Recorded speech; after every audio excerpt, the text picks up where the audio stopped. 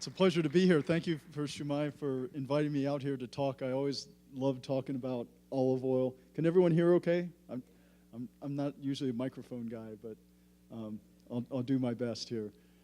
And I enjoy talking about all aspects of it because with our company and with what I do, I'm involved with pretty much all aspects of olive oil, all the way from planting and growing the trees, all the way up into making the olive oil, putting it into the bottles, and working in our tasting rooms and educating people on tasting. We do lots of tours, lots of educational things. I love to teach people about olive oil and get them more informed, because the more informed we are about all of our food, the better choices we can make and the healthier we'll be. And that's why I kind of wanted to, I call this talk today about the original superfood. There's all this talk these days about superfoods and antioxidants and all these different new foods that are coming out.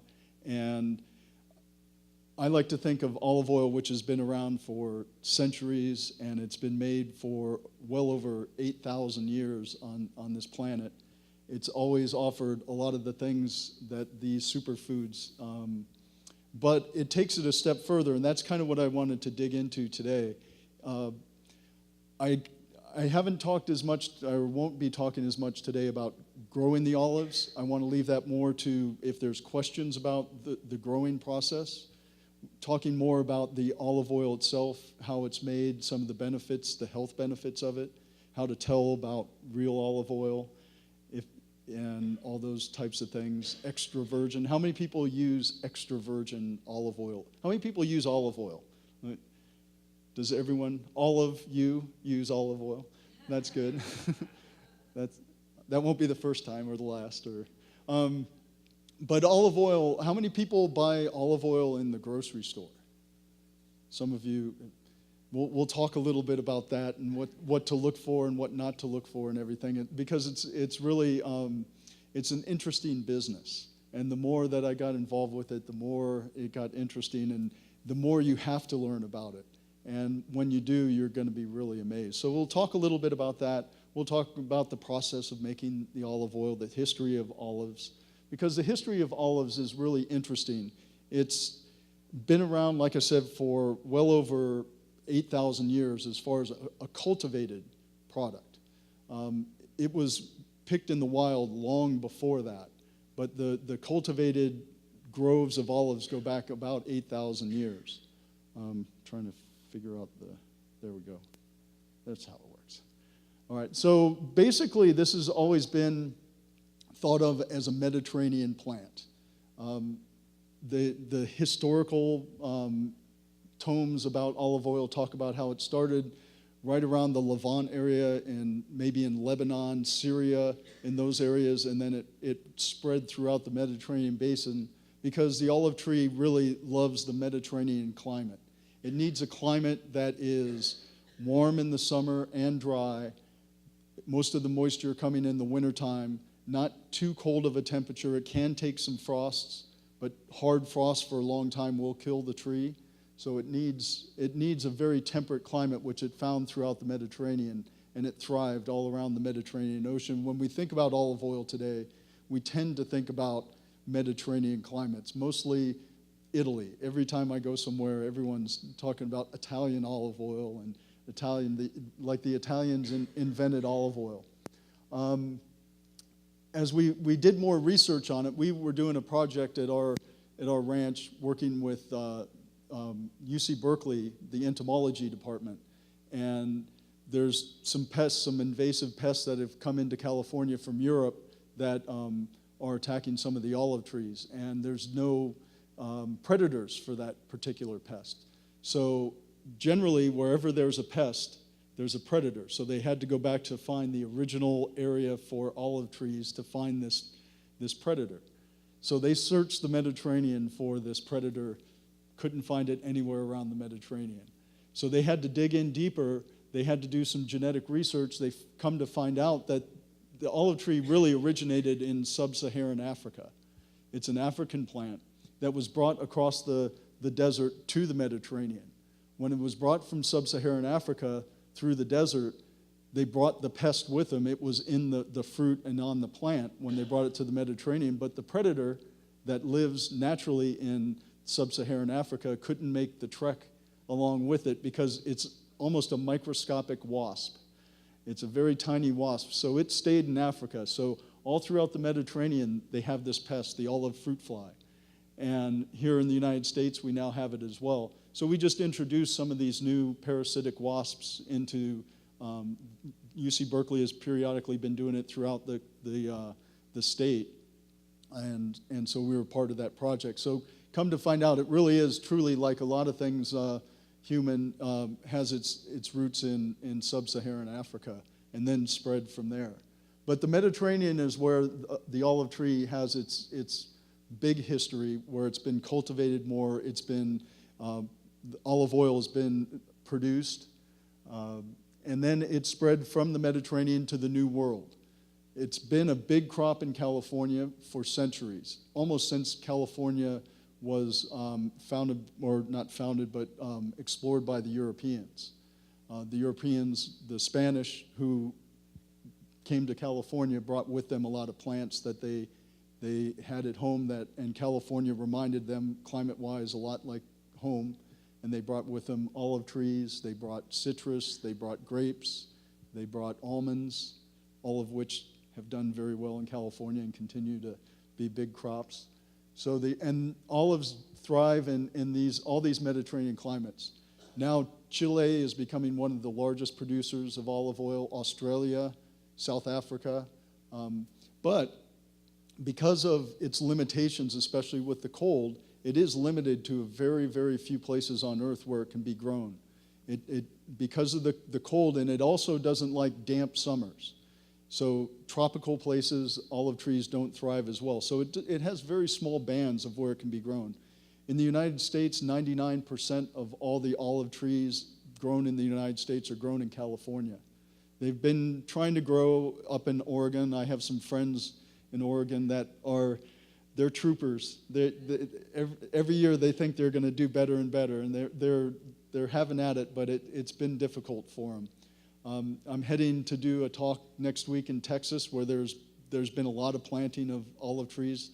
Last year, the whole state of Texas had 0 olives grown because they had a hard frost and killed all the flowers on the trees, so they had nothing. Texas weather, I don't know if any of you have been to Texas, but it's wild weather there. We're blessed here in California with probably the best climate in the whole world.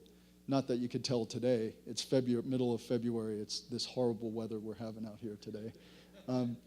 So we have better than, especially here in Southern California, we have a Mediterranean climate that's kind of on steroids. We have just a really, really nice, predictable climate. We know we're not going to be getting a lot of rain. And olive trees like that. They don't need a lot of water. They're ideally suited to California. We find them growing. You might travel throughout Southern California and not even know that you're seeing olive trees because they'll grow in the wild. When we started our company, the company was started in 2001. My wife got sick of hearing me talk about making olive oil and finally went out and she got the business license, designed a label, found some trees to pick, and then kicked me in the butt to go pick some olive trees and take it to a mill up north to make it into olive oil. And we did that. And we picked from trees that were well over 100 years old that hadn't had any attention paid to them for probably 75 years. They were sitting in a 20-acre field with weeds and overgrown, but they would get fruit every other year on them, just loaded with fruit. And so we went and picked those. It was wonderful. Took them up north, started making our first olive oil. So the trees are well suited to our climate. They don't require a lot of water. They'll grow just pretty much everywhere, and we'll talk a little bit about that. When I'm talking about olives, a lot of times people will ask me, well, the first question is, when do the trees start to produce? And usually it takes about 3 to 4 years for the trees to produce. Then the next question would be, well, how long will they produce for? And I really haven't figured out an answer to that. Every time I go someplace, They're pointing out trees. These trees are 800 years old. And then I'll go somewhere else, and they're 1,500-year-old trees, 2,000-year-old trees. So I'll let you know when I find out. When our trees get older, maybe around 2,000 years, I'll give you an idea. But they keep producing forever. They get bigger. They do a lot of pruning. These trees are well over 800 years old, and they produce like crazy. And you can see they don't need any water. They're grown in a very, very dry climate. And historically, I don't know, has anyone ever been in an olive grove before and had a chance to pick a fresh olive right off the tree and eat it? Has anyone done it twice? No. That's always the key question, because it's a memorable experience. You'll never forget how bad it tastes. It's very, very bitter. So if you have this tree growing in your backyard and it produces all this fruit every year, and every year you're hoping it's going to taste better, and you pick one and you eat it and it still tastes bad, what are you going to do with this fruit? What possibly good could it have? Well, if you pick the fruit and you throw it into some kind of container and let it sit for months, the fruit's going to ferment, it's going to break down, and at the top of this container, you're going to have oil floating on the top, because olives are a fruit that contains a lot of oil. So you go into this container a couple months later, and you can scoop that oil off the top. Now, it doesn't smell very good. It's not something that you're going to want to eat because of the way it's extracted. It's just you let it sit there with the fruit. But what you can do is you can take that oil with your Aladdin lamp and a little wick, and now 10,000 years ago, you have a flashlight. You've got oil that can heat your house, and you can store it, and it will last for a long time. So this was an incredibly valuable commodity, because and I don't know if anyone's ever burned olive oil in a lamp before. When we're doing dinners out at our ranch, we'll have a table out in the field under the trees. It starts to get dark. We'll just take a little mason jar pour a little olive oil in it and put a wick in it and light it, and that'll burn for 6 to 8 hours. Just a little bit of olive oil, this much. No smoke. No, it makes a great lamp. I mean, they've known it for 1,000 years.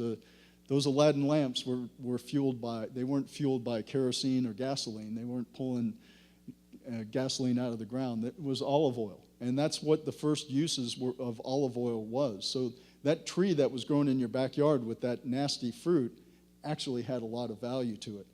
It wasn't until later that, and the other thing is the storage of it. If you needed to move it around, the typical way of storing olive oil, does anyone recognize what that's a pigskin? They would use the pigskin, sew it back up, and fill it with olive oil, and that's how they could transport it around. And that was used for a long time as the containers for olive oil for moving it around, because those big pots that you would put the olives in were just too bulky, but you could throw that under your arm and take it to the market. And so that was before football. That's what pigskins were used for. But making the olive oil is something that has been done for thousands of years, but there was a big change when they mechanized it. Instead of taking those olives and putting them in a vessel and waiting for them to yield the oil out when they wanted to, if you created some mechanization where you could squeeze that oil out quicker, it would make it much more efficient. Well, what they found was not only did it make it more efficient to get that oil, but you also, when you got that oil right out of the fruit that quickly, it smelled delicious and it tasted good. And it really, really, really was an important food product because it's a fat. Humans desire fats for a reason, because fats yield more energy than any other food product. And up until recently, foods that had energy in them were the most important thing. Right now, we can get fats anywhere we want. We can go down to the grocery store and we're overwhelmed with any kind of food that you want. But if you were way back at, thousands of years ago and you needed that energy to track down your food or to make it to the next town or something like that, olive oil or a fat offered more energy than anything else. So it was a very valuable commodity. So when they invented these different mechanizations to make the oil quicker, they found that it was more edible at this point, and it became not only a valuable commodity as a lamp oil or for heating, but it was also a very valuable food product. It was a fat, gave you a lot of energy, but you could store it in that pigskin and ship it around or keep it in your house for 2 or 3 years, and it's still going to be good. There aren't many fats like that available, even today, that will last for as long as olive oil. And we'll talk a little bit about why that is. So when we're making olive oil, we have choices. The lucky thing when we're doing that is, just like with humans, picking that olive off the tree and eating it doesn't taste very good. Doesn't taste good to animals either. So we have choices. When I'm picking grapes, we grow grapes we make a little bit of wine, we make a lot of vinegar. I know the perfect time to pick my grapes. It's the day after the birds ate everything and I get what's left over. Because everything wants to eat grapes. They're sweet, they're juicy, and so you have all these animals and even the kids next door coming after your grapes. Olives, not so much. So we can pick olives early in the season, and the season here in the northern hemisphere starts around September and runs all the way through the winter. We just got finished. Actually, we have a couple more acres to pick here at the end of February. So we pick periodically starting in September and go all the way into sometimes into March. If we're picking in early in the season, we're going to get those green olives. They're going to be really, really green, really, really hard, and they don't yield a lot of oil. But the oil that they yield is very fragrant. It's very, what we would say on the taste panel is pungent. It's got a lot of flavor to it. It's got a lot of antioxidants in it. It's a really unique flavor that most people, the first time they try it, it's pretty strong. It would be like if you've never tasted coffee before and the first coffee that you get is a double espresso with no sugar. It's really strong. But we can wait until later in the season when the olives turn black and harvest them then. We get an olive oil that's going to be more soft and buttery, and we yield a lot more of that oil. And that's pretty much today, especially in the United States, the type of oil that most people like. They haven't acquired a taste for that more bitter, pungent oil. The soft, buttery oil is what we find is the oil of choice. Bitterness is an acquired taste. You don't start off drinking black coffee. You don't start drinking really strong red wines. People like a little sweetness, a little softness, and they work their way into it. But once you acquire a taste for bitterness, it's something that you crave. It becomes something that you look for, and those really green, pungent olive oils become very desirable. And we make probably 25% of the green olives and 75% of the black right now, but that's slowly changing. As far as growing the olives, it's one of the easiest plants in the world to grow. The only way I've found to kill an olive tree is to give it too much attention. Too much water especially. Too much water will definitely kill an olive tree, especially in clay soils or soils that don't drain that well. But the trade-off, and there's always a trade-off, harvesting. Harvesting olives, they're very small. They're a fruit, and they're a drupe. So they're related to cherries, and they grow kind of like cherries on the tree. So they're difficult to get off. It's a lot of work. And we're always trying different things to get more efficient at harvesting. Here we have these mechanical rakes. They kind of vibrate through the trees. And those work pretty well, but they break a lot. We put nets down on the ground. The olives fall into the nets along with lots and lots of leaves, and we blow the leaves off. We now capture the leaves too and use those for making tea. Olive leaf tea is becoming a very popular drink now. It's especially these days with all the flu going around. It's a really good natural antiviral, and so we're selling the leaves for tea as well. So we'll pick up those olives and then we'll take them to the mill as quickly as possible. We're always working on better ways of harvesting the olives because the quicker you can pick it and get it to the mill, the better your olive oil is going to be. You don't want that olive oil to sit around, or the olives to sit around before you make it into oil. When they sit around, they're a fruit full of sugars and carbohydrates, and those things are going to start to ferment. And that fermentation creates a flavor. On the taste panel, we call that flavor fusty. How many people have ever had fusty before? No? No, come on. It's a fermented flavor.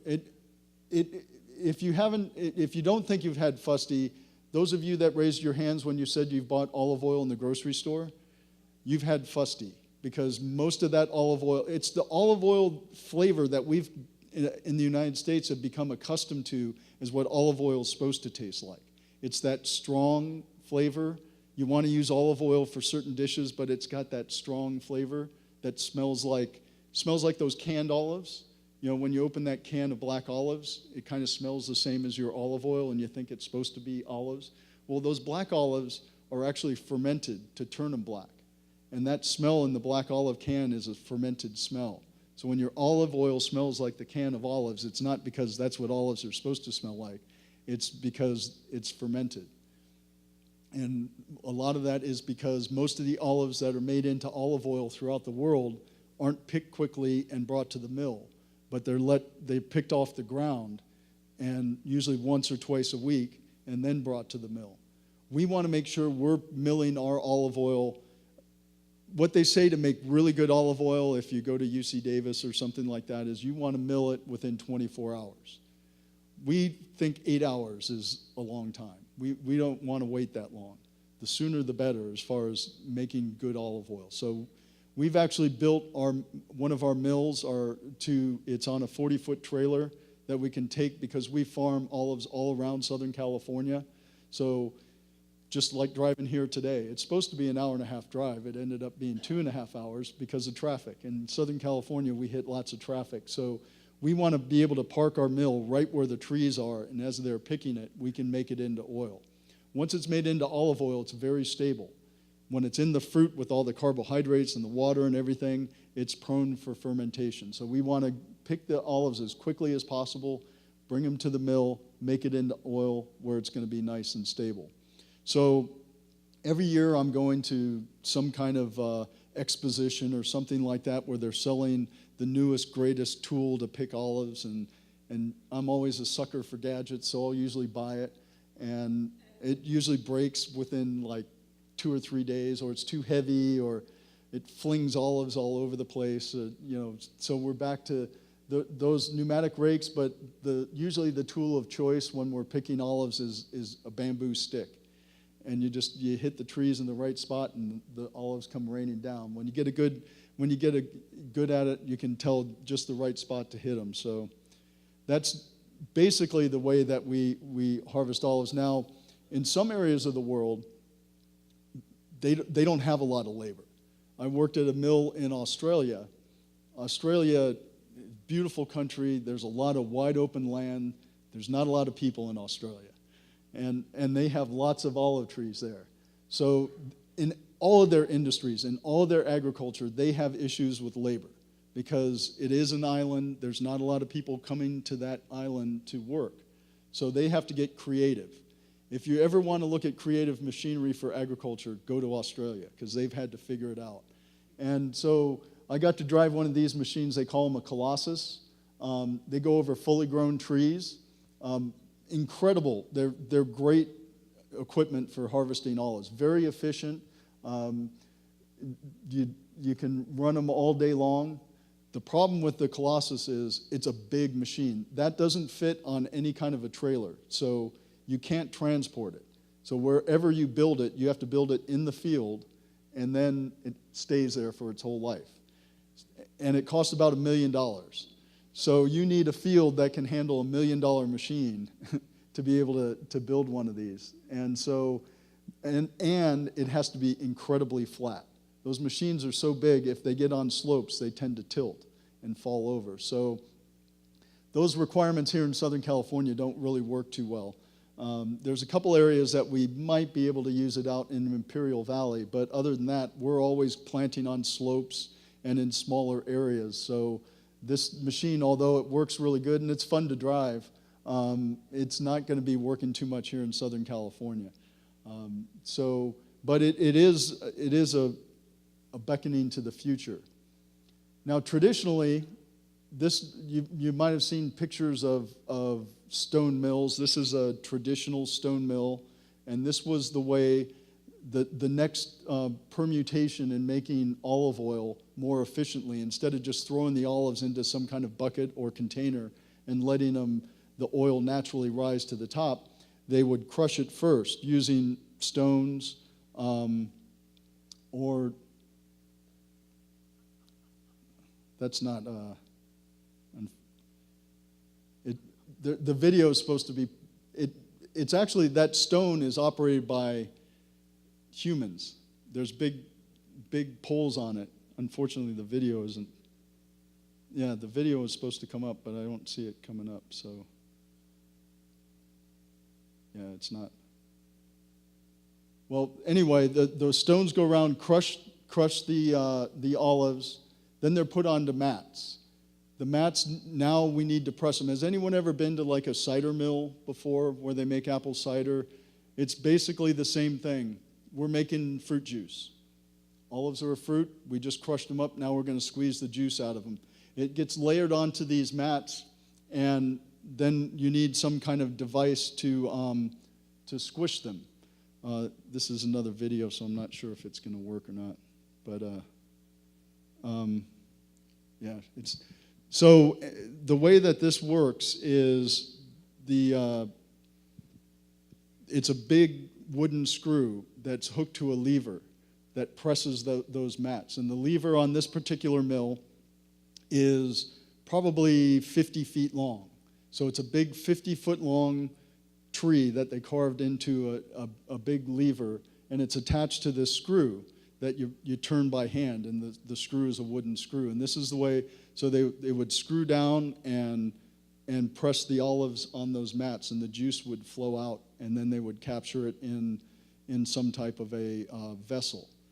This particular, and hopefully I can get back to it here to show you, but the particular, no, it's not going to let me. There it is. So you can see, you hold on to the big stick coming out and just walk around, and there's a big screw there that turns the lever. This particular mill was built in about 1500. So it's a relatively new mill. They had these around since the Roman times, but this is still a working mill, all made out of wood. The screw the screw is new on it. The gentleman that owns the press said that they made that screw. They replaced it in 1740. So it's a new one. But it's still operating. It still makes olive oil. It can be operated by hand. It's an amazing machine. And this is actually this hacienda. This is in Spain. This was the house where Christopher Columbus's son. This was his olive mill. So it's been in operation for a long time, and it's a little bit of the history of the olive tree. Now, what we do, we have several different mills, but we've modernized them a little bit. This is one of our stone mills, but it's made out of stainless steel, so we can sanitize it, clean it, and we get a lot fresher oil out of it. But milling olives with a stone captures some of the flavor that you can't get in some of the modern machinery. So we love to use this type of machinery if we can. The problem with it is it's very labor intensive. In this particular mill, we can do about 500 pounds of olives at a time. Makes wonderful oil, but in one day, if everyone gets along okay, we can maybe do a ton of olives, which seems like a lot. But a ton of olives yields about maybe 40 gallons of oil on the average. And so it makes really good oil, and a lot of our traditional oils are made in this way. We also make a lot of flavored olive oils, and the flavored olive oils we make by crushing them, the flavors with the olives. Like if we're making the blood orange olive oil or fresh basil or garlic, we'll be throwing that right into the crusher.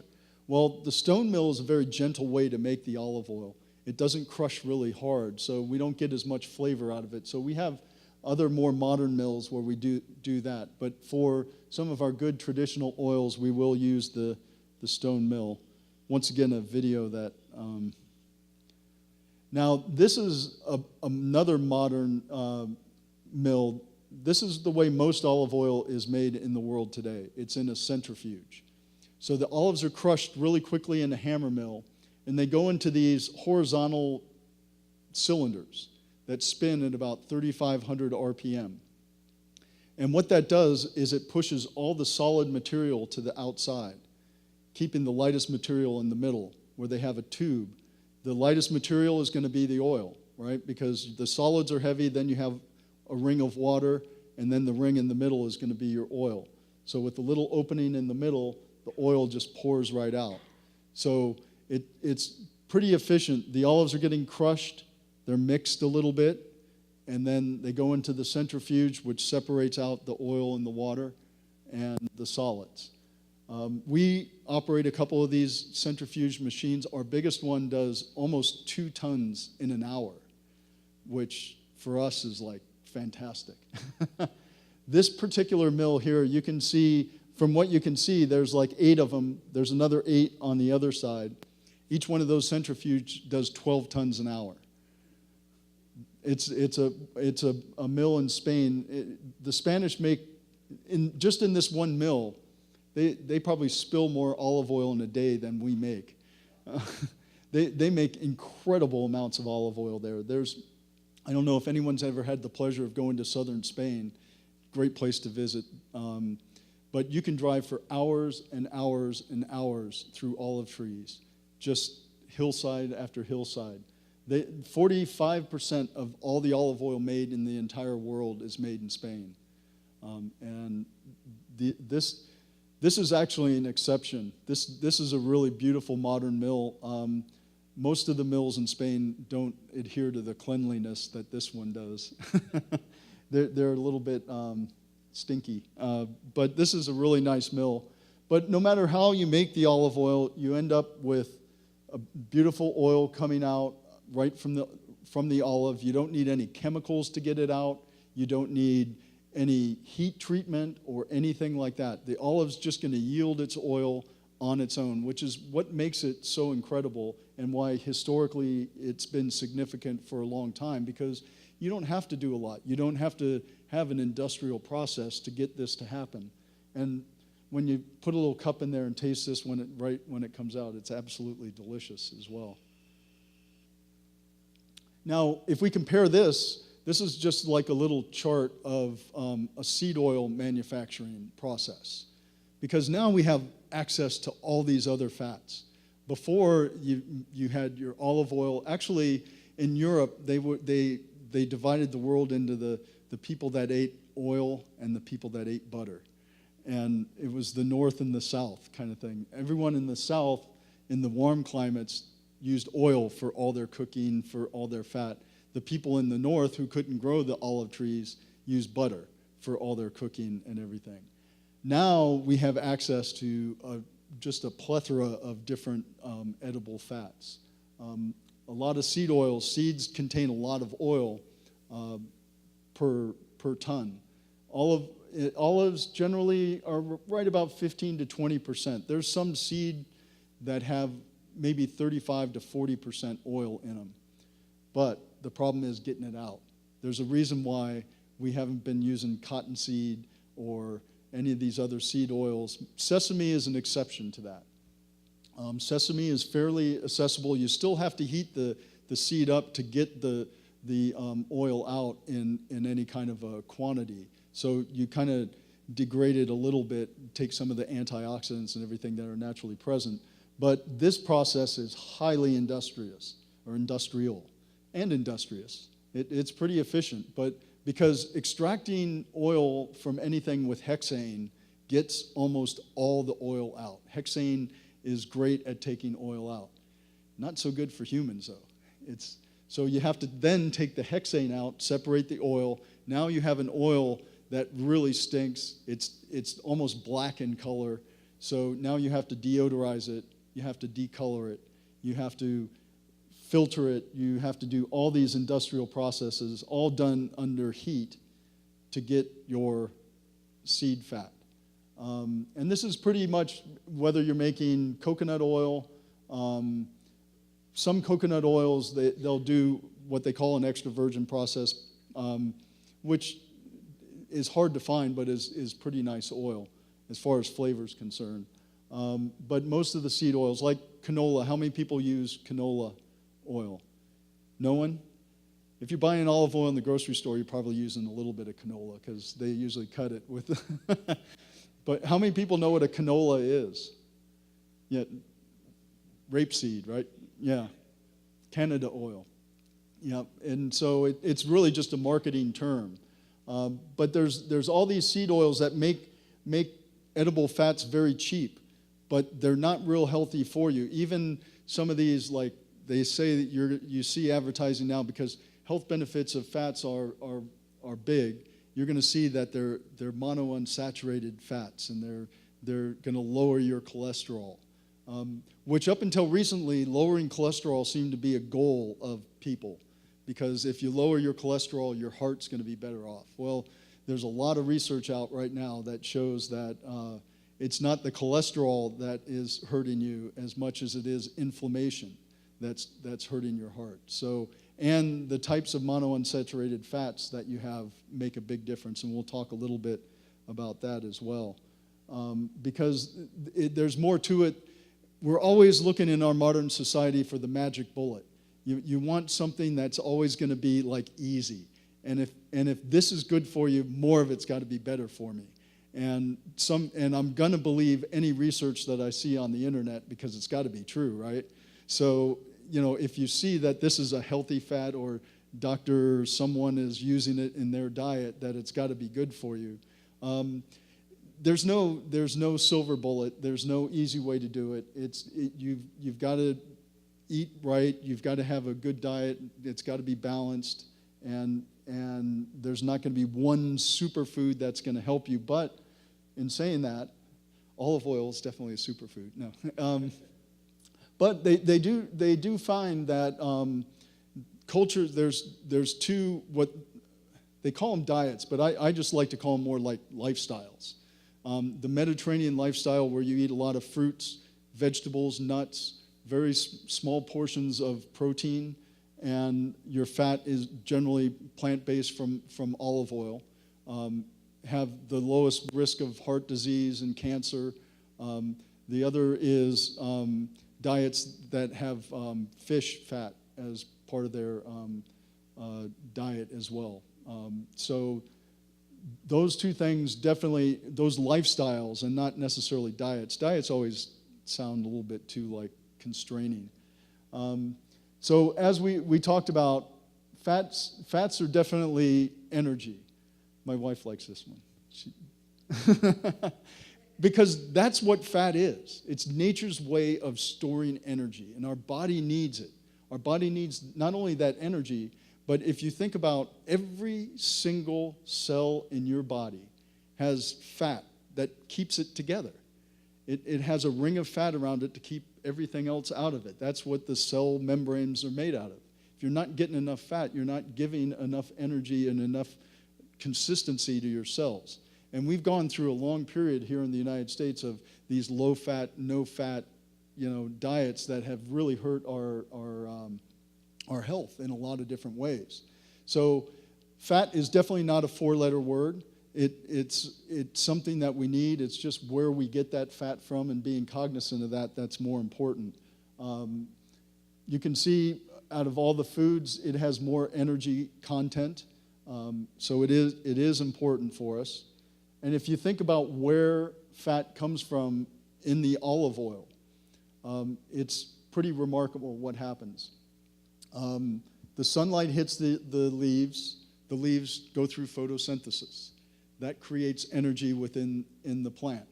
Now, the plant is storing that energy in different ways in different parts of the plant. In the woody parts, it's storing it as carbohydrates, mostly. It stores a little bit as proteins in different parts of the plants as well. In the fruit itself, it's storing that energy as fat.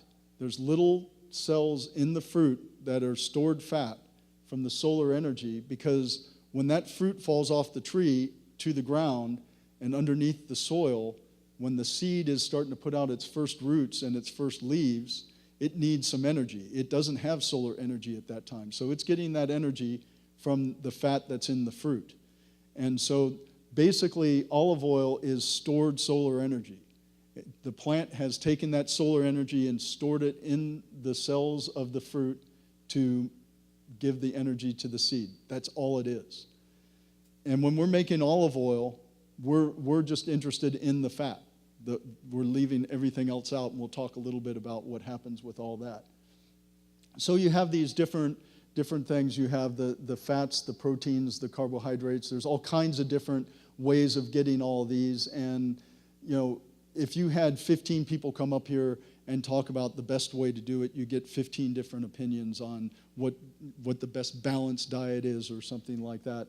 But we need all of these in certain ways to be healthy, and learning more about where your food comes from, how it's made, how natural it is probably the most important thing you can do for your health, besides looking at what the newest diet fad is on the internet. We're talking about fats, and there are different kinds of fats. You have saturated fats, you have monounsaturated and polyunsaturated. So the saturated fats are mostly like animal fats. They're fats that are going to be mostly solid at room temperature. And those have been really given a lot of a hard time lately too, as not being good for you. But humans actually grew up with animal fats a lot, and we can process them better than some other fats. And some of them taste really good. Butter is pretty yummy. But they, in general, if you eat too many of them, if you eat too many of anything, too much of anything is not good for you. So, but probably the best are going to be the monounsaturated fats, because all monounsaturated fats are going to lower cholesterol. They do help with other health benefits. No matter how they're processed, they will do that. And they tend to be the healthiest oils for you. There's other ones like the polyunsaturated fats. Those would be things like coconut oil that are not quite solid at room temperature. The debate on those, whether they're really good for you or not, are up in the air. Right now, they say that coconut oil is really good for you, but there's a lot of new research coming out on that too. So there's all kinds of different fats that you can choose from. But I always say, if you know where your food's coming from, olive oil is a fat that comes from a plant that is very easily extracted without any chemicals, without any heat. It can store for a long time. It is just ripe with all kinds of other goodness. I forgot my book. I was going to bring it up, but I've got a book about this thick that just came out with all the research, the current research that on health benefits of olive oil on top of the monosaturated. That makes olive oil just a tremendous product. The other thing that makes olive oil interesting is what it does to the biome, because a lot of these plants, you have to go clear some land out to grow them. They take a lot of intensive things to keep them growing.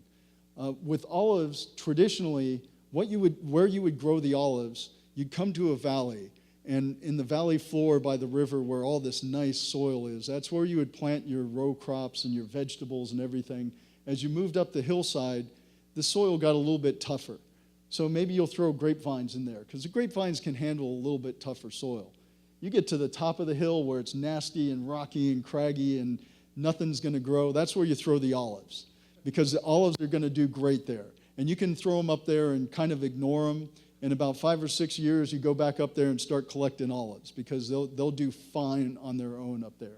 So you're going to find olives planted in the worst areas, in the worst soil. Even today, we're always picking areas in farmland that's really, really marginal.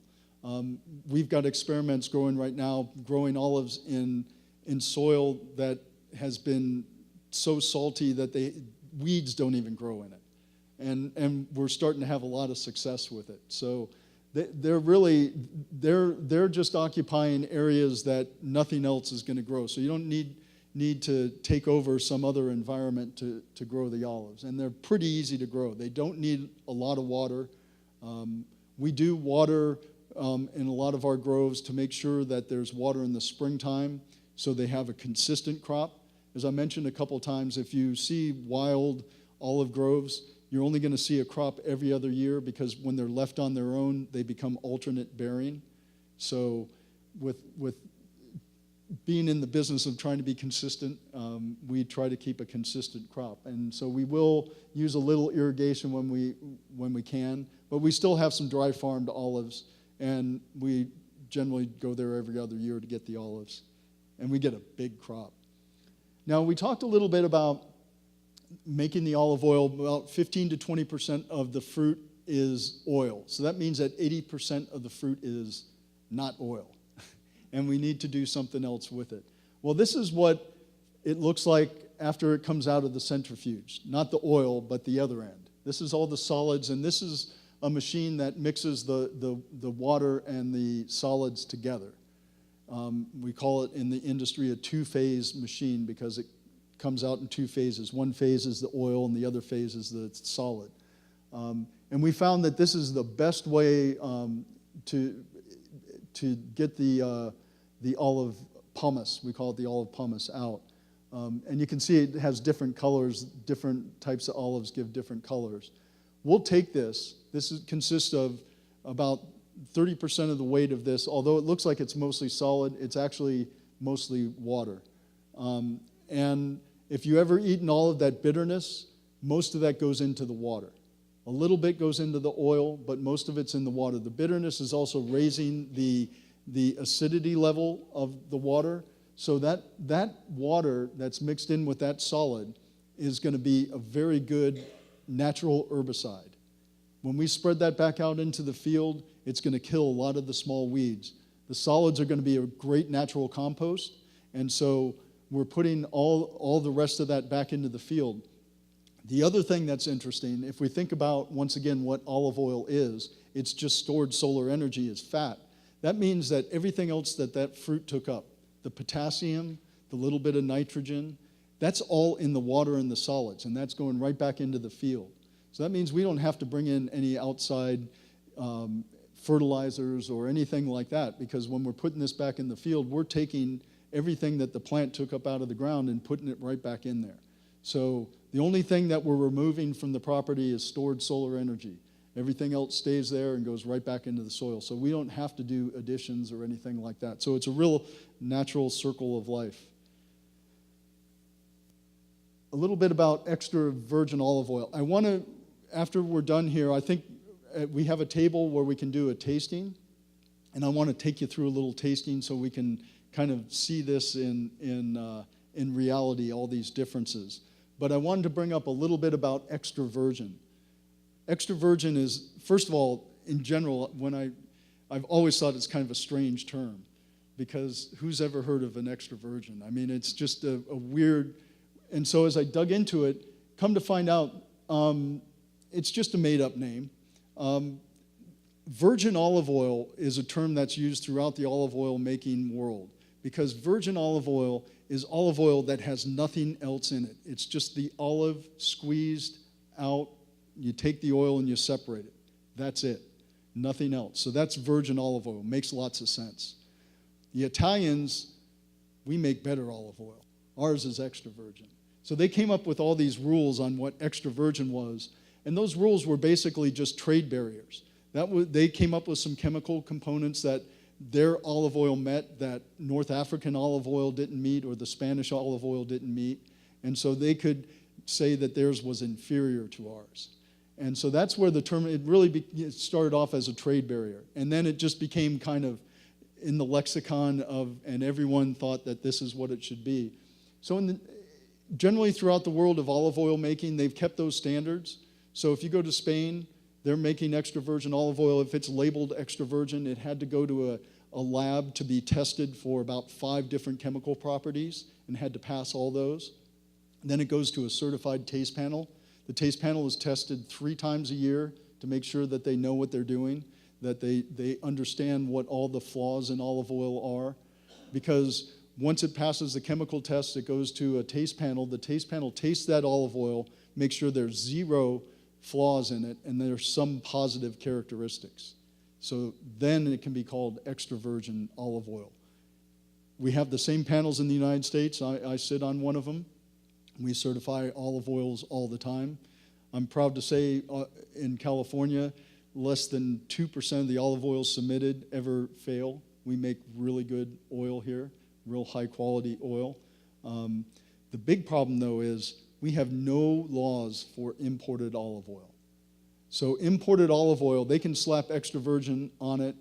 It didn't have to go to any taste panel, no lab tests, whatever. And the Italians know this, so they buy all that bad Spanish oil made in those big mills and blend it and bottle it in Italy. So that's why you always see Italian olive oil, you rarely see Spanish olive oil, because if it's blended and bottled in Italy, they can call it a product of Italy.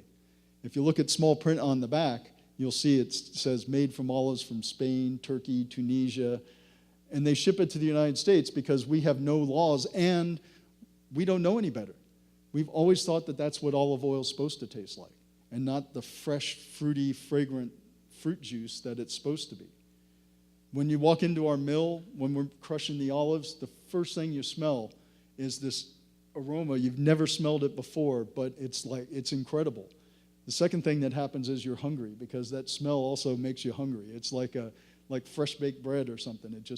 It's amazing. So what I always say is extra virgin is, because of all the different imported oils and everything, it really doesn't mean a lot. So what you want to look for in olive oil when you're buying olive oil is basically 3 things. First and foremost, you're going to look for a dark bottle, because clear bottles let light in. Light oxidizes the oil as quickly as air will. So clear bottles, not good. Second thing is, it's fruit juice. You want your fruit juice fresh, so you want to know when it was made. The nice thing about this fruit juice, it's going to last for a while. So a year or 2 old, it's still going to be good. And so, but you want at least a year that it was made, not a use by date. Use by dates don't really mean a lot. They slap them on. The use by date method in olive oil is really bad. So you want to know when it was made. The more information, the better. So dark bottle, when that olive oil was made. But the most important thing, it needs to say Temecula Olive Oil Company on it. But if it says California extra virgin, you know that it's gone through the taste panel. We make incredible olive oils here in California, and you're starting to see more and more of them appear on the shelves. When I first started on the taste panel almost 20 years ago, we could taste all the olive oils made in California in like a few meetings. And now it takes us 6 months to go through all the oils. I mean, and it's a packed agenda. I mean, we get in there and we have to work because there's so many more oils. When we started our company in 2001, California, the production in California accounted for less than 1% of consumption in the United States. Now, we've grown. It's almost 5%. I mean, if you think of it as an industry, that's grown 5 times, over 100% 5 times, and we're still only 5% of the consumption, so there's a lot more to go. But we're making some great olive oils in California, and I encourage you to come up and do a little tasting with me, and we can talk a little. Any questions or anything? I know there's so much I could talk about. So once it's open, like at home, it's not already open. I mean, does it just store at room temperature for like a couple of years? Well, once you open the bottle, you want to use it as quickly as possible, because now air's getting into it. So my general rule of thumb is I like to encourage you to buy olive oil in a size that you're going to use within a few months, 6 months. After that, it's probably, because you're getting lower and lower in that bottle, there's more air, it's not going to taste as good. No, refrigeration isn't going to slow that down. It's fine on the counter. It's just buy it in sizes that you're going to use quicker. I always say if you think about it more like fruit juice and less like flour, you don't need to buy a year's supply of olive oil. Buy a small size. You go to the store quite frequently for juice or for milk or something like that. Think about your olive oil that way and just buy it. And what you're going to find is because it tastes so good and you're using it for so many more things, you're going to eventually move up to the next size and then the next size. That's why you go to Greece, they have the big canisters of olive oil there because they're using it in everything. It tastes good because they'll go through that big can of olive oil in a month or two. So buy it in smaller ones until and it will last for up to 6 months. Refrigeration will help it a little bit. The problem with refrigerating good extra virgin olive oil tends to make it a little thicker. So when you pull it out of the refrigerator, then you have to wait because it's like ketchup, that anticipation. It's thick and it takes too long. So just keep it out of the sunlight is what I recommend. But it's easier accessible too if it's right around the kitchen. But storing it out of the light is probably the most important thing. Any other questions? Yes. Deep food olive oil is not strong against heat. Oh. Saute the vegetable. Yeah, there's a lot of talk about the smoke point of olive oil and how you can drizzle. Good olive oil should only be drizzled or dipped with bread. Total fallacy. The problem with that is most of those tests here in the United States, the labs that do those tests, they're getting that olive oil from the grocery store. Sometimes that olive oil isn't even 100% olive oil, but it is 100% fusty. And so it's old olive oil. It's going to burn rather quickly. I just did a great cooking class at the World of Food and Wine at Disney. Everything I made was deep fried at 375 degrees. First of all, it tasted delicious. Second of all, proving that deep fried food is actually one of the best and healthiest ways to cook your food if you do it right. Well, if you deep fry your food the right way, it's incredibly healthy because the concept behind deep frying is you want to coat whatever you're cooking with something so when you dip it in, the oil's hot enough, you put it in the oil so it cooks the outside really quickly and creates a shell on the outside so no oil can penetrate. And then you're steaming it on the inside from the heat. So that's how you get like a nice fluffy French fry or potato chip that's crispy on the outside and fluffy on the inside is cooking it. The problem that we have with deep frying a lot of times is we put too much stuff in at one time and that temperature, that oil drops from 375 degrees to 275 and it's not creating that shell. So it's being patient, dropping a little bit in at a time and letting it cook that way. And you can cook with good extra virgin olive oil pretty much up to 400 degrees, but 375 is where I like to keep it, and you can and that's Fahrenheit, not Celsius, I wish. Cooking, so if you couldn't do that, everyone in Greece would be dead now because they'd starve, because they cook everything in olive oil. And it makes your food not only tastier because olive oil is so tasty on its own, and it's adding that flavor to your food, but because of the micro properties of olive oil in some foods, like with broccoli, cauliflower, Brussels sprouts, it's releasing more nutrients that aren't available to our bodies without that oil that it's cooking in. So if you're steaming your broccoli or your cauliflower, you're losing some of these nutrients that the oil, because they're oil-soluble nutrients, are taking out of and making it available to your body. So in some ways, it's even healthier to cook with olive oil, or because you're getting some fat-soluble nutrients. Yes? I want to enlarge olive oil market in Japan. I do too. I don't know how to do it because Japanese do not use olive oil a lot up to now. True. But in the future, maybe. But what can I do for this? Well, Is there any good way to do it? well, what we found the best way is to get people to taste it. Because what's remarkable is if you get someone, you give them a cup of oil with nothing else, no bread or anything, they're going to turn their nose up and go, I'm going to be drinking this. And they take a tentative little sip. And it's like a little light goes off in there. That doesn't taste too bad. The taste, first of all. The second of all, I know most cultures these days, health benefits are incredibly important in their food choices. And olive oil is the healthiest fat that you can choose for your diet. The second thing that at home, it's one of our favorite meals, is sashimi never tastes better than when you drizzle it with a really good pungent olive oil over the top of it. It is incredible. Sashimi with olive oil. You get a really green, grassy olive oil, and you just drizzle a little bit on top of that, and it is amazing. It changes the flavor profile of it, and so getting some chefs to do something like that to introduce people to it, I think the flavor, the health benefits, and all that, it happens. It's interesting. And I can't remember the name of the island in southern Japan. They're growing some olives. They've won a couple of major awards for their olive oil there.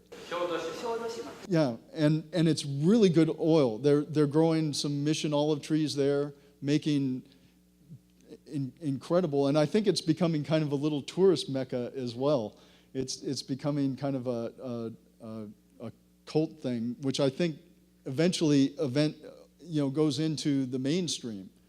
And I think a lot of, unfortunately, just because of topography and climate and everything, the olive never made it to that part of the world very strongly.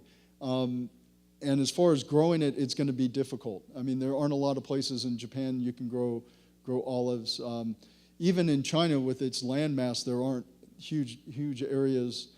India has a little bit, but it is limited. But I think once you introduce people to a familiar way to eat with the olive oil enhancing that, it becomes much better. Sashimi with olive oil, you've got to try it. Well, like I said, I'd like to invite you to come up to our table and do a little tasting, and I appreciate your time, and thank you very much.